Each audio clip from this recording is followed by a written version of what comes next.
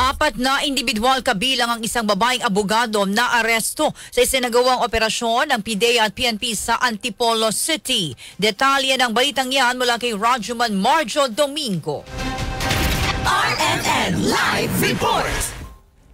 Naaresto ng mga operatiba ng Philippine Drug Enforcement Agency Rizal Provincial Office at PNP Regional Intelligence Unit 4A Provincial Intelligence Teams ay kinasang warrant of arrest ang apat na individual na kinabibilangan ng isang babaeng abogado sa Barangay Inarawan, Antipolo City, Rizal.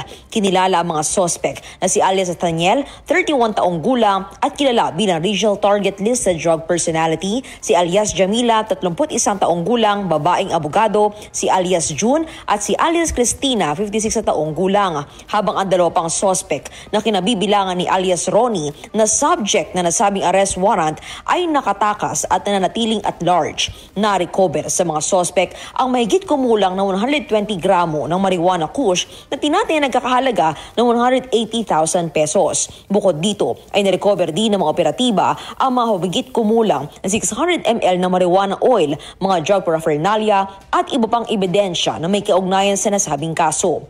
Ang mga sospek ay nahaharap ngayon sa mga kasong paglabag sa Section 13 o possession of dangerous drugs during parties, social gatherings or meetings, Section 14 o possession of drug paraphernalia at Section 15 o use of dangerous drugs of Article 2 Republic Act 9165 na kilala bilang the Comprehensive Dangerous Drugs Act of 2002.